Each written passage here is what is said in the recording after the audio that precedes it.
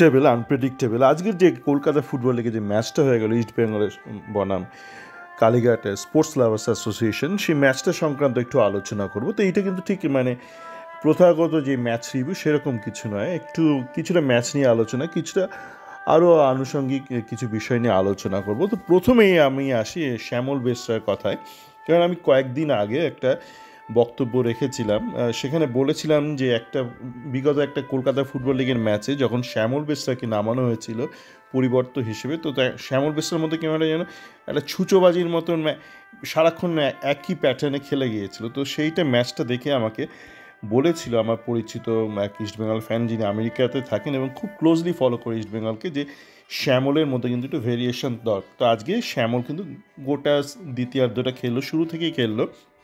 এবং ফুটবলে মূলত যে দুটো ভেরিয়েবল আছে, একটা হচ্ছে স্পিড, একটা হচ্ছে ডাইরেকশন। আরও তো আছে, যে কোনো জিনিসে দুটো জিনিস, একটা স্পিড আর একটা হচ্ছে ডাইরেকশন। ভেক্টর আপনি বুঝবেন। তো স্পিড আর ডাইরেকশন সেটা কিন্তু শ্যামল বারবার ব্যবহার করেছে, variation in speed and variation in direction. Ball পেলে ও যে ছুঁচোবাজির মতন এগিয়ে যাচ্ছিল একটা ম্যাচে, সেটা কিন্তু করেনি, সবসময় করেনি। এবং কোন দিকে যাবে, সামনে যাবে না ডান দিকে যাবে না বাঁ দিকে যাবে না পেছনে যাবে, সব রকম মোমেন্ট ও আজকে কিন্তু ক্রিয়েট করেছে। তো সেই দিক দিয়ে বলা যায় যে শ্যামল বেসরাকে নিয়ে যে একটা চিন্তা হচ্ছিল যে শ্যামল হয়তো একটু স্ট্যাগনেট হয়ে গেল, মনে হচ্ছে হয়নি। তো আশা করবো শ্যামল বেসরা যেন এটা কন্টিনিউ করতে থাকে। এবার আসা যাক সায়ন ব্যানার্জির কথা। সায়ন ব্যানার্জি কিন্তু যথেষ্ট ভালো খেলেছে যতক্ষণ মাঠে ছিল। ওর খেলাতে কিন্তু একটা কনসিস্টেন্সি, একটা উন্নতি লক্ষ্য করা যাচ্ছে। ওকে এটা চালিয়ে যেতে হবে। এবার আসি আমরা এডমান্ডের কথা। এডমান্ড যদিও গুইতাকে দিয়ে গোলটা করালো, ওই মুহূর্তটা ভালো একটা পাস দিল, কিন্তু এডমান্ডের খেলায় বোধহয় আমি আমাদের দেখছিলাম যে কমেন্টেটার থেকে শুরু করে যারা ফ্যান, তারা অনেকেই ঠিক খুশি না। এবার ফ্যানদের একটা প্রেডিক্টেবিলিটি একটা রয়েছে, যে তারা যাকে ভালোভাবে, তারা যখন খারাপ খেলে তখন তাদের মধ্যে অনেক রকম কারণ চলে আসে। যে আমি দেখছিলাম সোশ্যাল মিডিয়াতে যারা ধরেই রেখেছিল যে এডমান্ড দুর্ধর্ষ কোনো প্লেয়ার, তারা বলছে যে কলকাতা ফুটবল লিগ খেলার জন্য নাকি মোটিভেশন পাচ্ছে না এডমান্ড। কিন্তু ব্যাপারটা তাই নয়। কলকাতা ফুটবল লিগ মোটিভেশন পাচ্ছে না, এডমান খেলতে পারছে না, টেকনিক্যাল প্রবলেম, খেলতে পারছে না। কেননা দেখুন, যখন একজন আইএসএলে খেলে এডমান, তখন এডমান যে সুবিধাটা ওখানে পায়, সেখানে অনেক সময় ডেভিডও পায়, যে সেখানে একগাদা বিদেশিরা খেলে। যখন এই ডুরান্ডো খেলছে, তো একগাদা যখন বিদেশি রয়েছে, তো বিদেশিরা অনেকটা আকর্ষণ করে নেয় অপোনেন্টের ডিফেন্সকে। কিন্তু এখানে কলকাতা ফুটবলে গিয়ে কিন্তু এডমানকেই লিগটা নিতে হচ্ছে, কারণ এখানে ওই এক প্রকার হিরো, আইএসএলের প্লেয়ার। তো সেই জন্য ব্যাপারটা কিন্তু ওর কাছে অতটা সহজ হচ্ছে না। আপনারা দেখেছেন নিশ্চয়ই মার্তান রায়নাকে আজকে 3বার জঘন্য অপ্রস্তুত করলো, বিপক্ষ কালীঘাট স্পোর্টস লাভার্স 3বার, যে কোনো ভালো টিম হলে 3টে গোল আজকে পুড়ে দিত কিন্তু ইস্টবেঙ্গলকে। তো মার্তান রায়না, আপনি কি বলবেন, মোটিভেশনের অভাবে এই 3টে কুকীর্তি করলো, ফুটবলিং কুকীর্তি 3টে কি মোটিভেশন অভাবে করলো না, তা নয়। যেমন আজকে দেখবেন খুব ভালো খেলেছে দেবজিৎ মজুমদার, গোলে খুব ভালো খেলেছে। সৌভিকও গোটা ম্যাচ খুব ভালো খেলেছে। আপনারা অনেকেই, আমি দেখছিলাম কমেন্টেটার, আপনারা অনেকেই ভাবছেন যে আইএসএলের খেলোয়াড়, তো সৌভিক একাই সব কিছু করে দেবে। সৌভিক, ভুলে যাবেন না, কিন্তু ডিফেন্সিভ মিডিও, এবং ওর মধ্যে কিন্তু অতটা ক্রিয়েটিভিটি নেই। সেটা আমরা আইএসএলও দেখি। তো হঠাৎ করে আইএসএল থেকে কলকাতা ফুটবল লিগে এসছে, সৌভিক একাই সমস্ত কিছু করে দেবে, সমস্ত রোল একাই প্লে করবে। এই আপনার যদি একটা প্রত্যাশা থাকে, তো প্রত্যাশাটাকে একটু রিসেট করে নিন। এটা ঠিক প্রত্যাশা নয়। এবং এই কারণে একটা সমস্যা হয়েছিল প্রথমার্ধে। তন্ময় দাস কিন্তু আপনারা অনেকেই বলছিলেন, তন্ময় দাস আর সৌভিক দুজনেই একই রকম খেলে। তন্ময় দাস কলকাতা ফুটবল লিগে যে রোলটা প্লে করে, সৌভিক ওই আইএসএল স্কোয়াডে একই রোল প্লে করে, একটু নিচ থেকে অপারেট করে, একটু ডিফেন্সিভ অপারেট করে। তো আজ দুজনকে একই রোলে মোটামুটি নামিয়ে দিয়েছিল। বোধহয় পরিষ্কার clarity of roles and responsibilities বোঝায়নি, বা বোঝালো সেটা হয়তো ঠিক করে অনুশীলন করায়নি। যে আপনি তো ধরুন একটা কিছু বললেন, কিন্তু সেটা তো আপনাকে অনুশীলন করে এটাকে প্রয়োগ করতে হবে, প্র্যাকটিকেবিলিটি, অ্যাপ্লিকেশানটা তো ইম্পর্টেন্ট। আপনি কিছু জ্ঞান দিয়ে ছেড়ে দিলেন, তাহলে আমিও কোচ হয়ে যেতে পারি না। আমি বসে বসে মোবাইলে জ্ঞান দিয়ে দেবো আর প্লেয়াররা খেলে দেবে, তা তো হয় না। ওই জ্ঞানটাকে প্রয়োগ করতে হবে, তার বাস্তব প্রতিফলন দরকার। সেইটা হয়তো করেনি যথার্থভাবে আপনার কোচ অস্কার বা বিনয়, এরা কেউই করেনি। সেই জন্য প্রথমার্ধে এরা দুজনেই একই রকম খেলা খেলছিল, একটু ডিপ সিটেড একটু ডিফেন্সিভ রোল। আর যেটা সমস্যা হয়ে যাচ্ছিলো, কালীঘাট একটু লো ব্লক খেলছিল, মানে ওদের ডিফেন্সটা অনেকটা নিচুতে খেলছিল, মানে নিজেদের গোলের কাছাকাছি খেলছিল। এবং সেখানে ইস্টবেঙ্গলের যে পুরো 11 জন, তারা অনেকটা জায়গা ধরে স্পেস ধরে, মানে ইস্টবেঙ্গল তোলেনি নিজেদেরকে পুরো টিমটাকে। তার ফলে কি হচ্ছিল, একটা হিউজ একটা স্পেস ছিল, মানে আপনার যে নিজেদের ডিফেন্ডার আর যে ফরওয়ার্ড এর মধ্যে হিউজ একটা স্পেস ছিল। মিডফিল্ডার অনেকটা এগিয়ে ছিল, যার দরুন মানে বল যে নিচ থেকে আক্রমণ বল দেওয়া নেয় করতে করতে ওপরে উঠবে, সেটা হচ্ছিল না।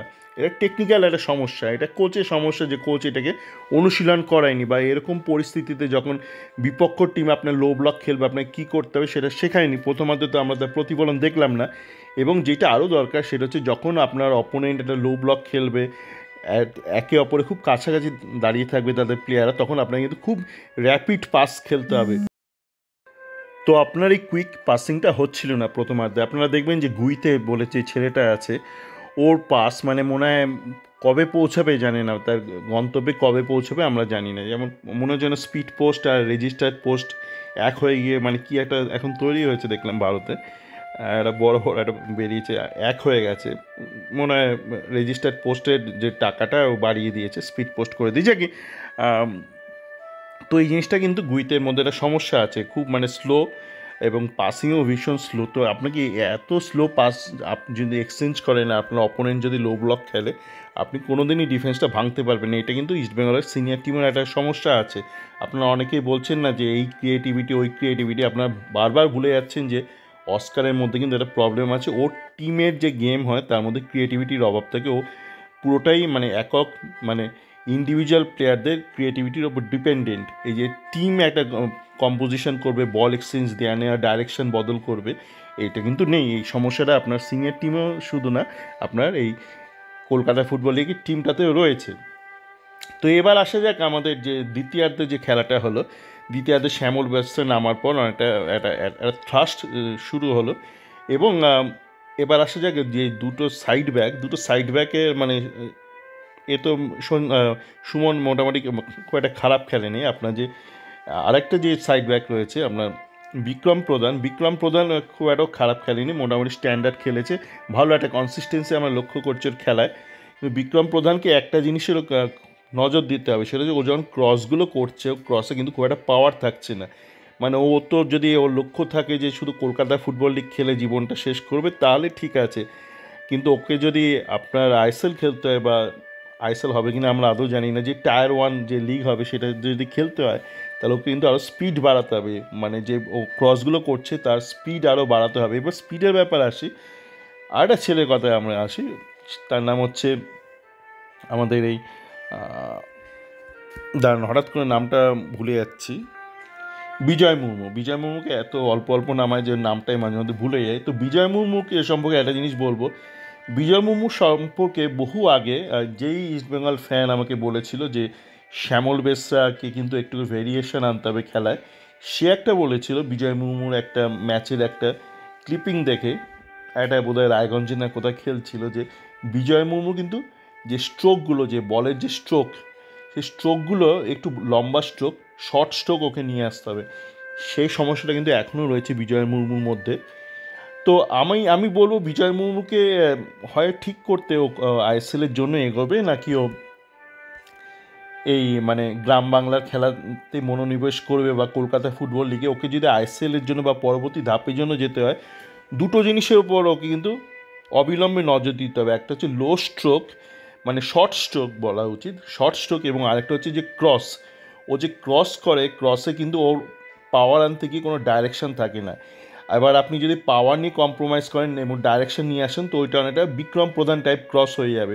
কিন্তু আপনাকে যদি টায়ার 1 খেলতে হয়, আপনাকে কিন্তু পাওয়ারফুল অ্যাকুরেট ক্রস আনতে হবে, এবং সেইটার কোনো শর্টকাট নেই, কোনো বড়ি নেই, কোনো হ্যাশট্যাগ নেই, কিচ্ছু নেই। আপনাকে অনুশীলন করতে হবে, বাড়তি অনুশীলন করতে হবে। সে আপনি দিনে 200টা ক্রস প্র্যাকটিস করুন, কি 500টা কি 1000টা করতে হবে, কোনো শর্টকাট নেই। শর্ট স্ট্রোকের জন্য যা করার করতে হবে।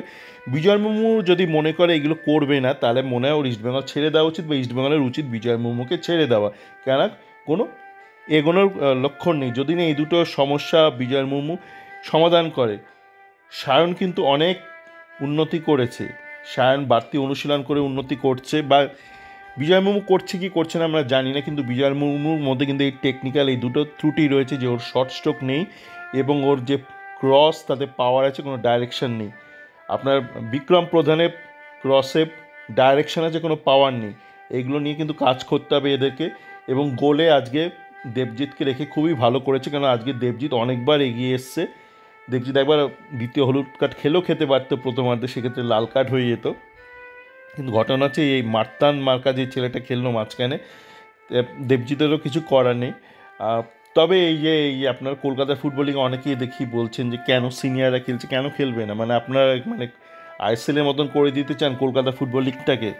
কলকাতা ফুটবল লিগ কিন্তু খুব ইম্পর্টেন্ট, এটাকে অস্বীকার করলে চলবে না। দেখুন আজকে Kolkata football league East Bengal senior player নামাচ্ছে বলে তো আপনি জানতে পারছেন যে এডমান্ড মোটিভেশন পাচ্ছে না। মানে আপনার মনে হচ্ছে এডমান্ড মোটিভেশন পাচ্ছে না, যদি আমরা অ্যাকচুয়ালি জানি যে টেকনিক্যাল কারণে এডমান্ড খেলতে পারছে না, এবং ওর থেকে অনেক বেটার খেলছে সায়ন ব্যানার্জি। এটা যদি নাই খেলাতো আপনি কী করে জানতেন? তেমনই সৌভিক খেলছে, সৌভিক খেললে আপনি দেখতে পাচ্ছেন যে তন্ময় দাস আজ একটু সমস্যা হচ্ছিল, যাকে তন্ময় দাস আর সৌভিক এটা মোটামুটি বোধহয় রোলস অ্যান্ড রেসপন্সিবিলিটিসের নিয়ে সমস্যাটা। কিন্তু এর খেলাটা দরকার, এরা খেললে আপনারা তুলনা করতে পারেন। এই যে মার্তান রায়না যদি আজকে না খেলতো, আপনারা জানতে পারতেন না কিরকম খাজা প্লেয়ার মার্তান রায়না। আজকে মার্তান রায়না খেললো, তিনবার ওরকম মানে সোনার মুহূর্ত তৈরি করলো, স্বর্ণালী মুহূর্ত তৈরি করলো। তবেই না আপনারা জানতে পারলেন যে আপনারা যাকে ভাবছেন আইএসএলে যাকে নিয়ে নামবেন, আপনারা যা ভাবছেন যে দারুণ একটা রত্নকে তুলে এনেছে সিংটো, সে যে কী খাজা, ও যদি কলকাতা ফুটবল লিগ না খেলতো আপনারা তো জানতে পারতেন না। সেই জন্য কিন্তু অবশ্যই দরকার যে কলকাতা ফুটবল লিগে পালা করে করে সমস্ত সিনিয়র প্লেয়াররা যেন খেলে। তাতে করে কী হয়, যারা জুনিয়র রয়েছে আপনি তাদের সাথে তুলনা করতে পারবেন। আজকে যদি কলকাতা ফুটবল লিগে এডমান না খেলতো, আপনি জানতে পারতেন না যে সায়ন ব্যানার্জি এই মুহূর্তে দাঁড়িয়ে এডমান্ডের থেকে এগিয়ে গেছে, আপনি জানতে পারতেন না। তেমনি আপনি জানতে পারতেন না যে আপনার মার্তান কীরকম খেলছে। তো এই নিয়েই বলার ছিল। আর দেখা যাক আগামী দিনে কী হয়। মনে হয় সততার সাথে যদি মানুষ ভালো কাজ করতে থাকে, নিষ্ঠাসহ পরিশ্রম করে, মানুষের কিন্তু উন্নতি অবধারিত হবেই। কলকাতা ফুটবল লিগেরও হবে, বাংলার ফুটবলের হবে, দেশের ফুটবলের হবে। সকলে ভালো থাকবেন।